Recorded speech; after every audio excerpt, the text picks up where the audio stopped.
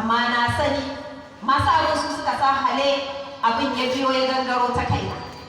So daka yan uwa ina jan hankalin da wannan abin da yake cikin Faisal Ahmad gabaki daya na tattare shi ne a cikin mintuna kaɗan, a cikin minti 40 da wani abu. So daka a cikin wannan mintuna aka tattare Faisal Ahmad gabaki daya.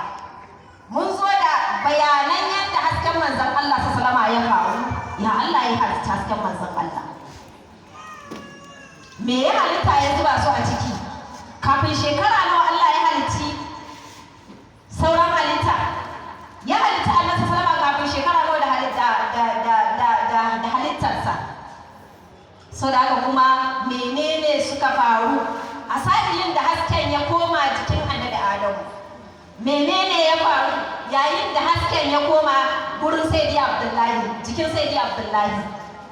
Yaya hasken ya koma lokacin da lokacin da ya dawo jikin Nana Aminatu, Allah ya kara mata yadda a gare ta.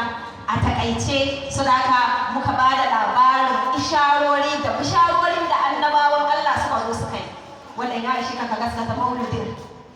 Tunda aka samu cikin, tace ita ba ma ta san ta yi cikin ba, sai da mai zuwa ya zo mata sannan ya gaya mata ta yi ciki da manzon Allah sallallahu alaihi wasallama. Bushara ta fara gani. So da haka ƴan uwa wannan dalili ina daɗa ƙarfafa mana gwiwa akan tarihin haihuwar manzon Allah sallallahu alaihi wasallam wanda mu shagala da shi. Idan muna ji akwai ɗebakewa, akwai nishaɗi, akwai nishaɗantarwa. Babu abin da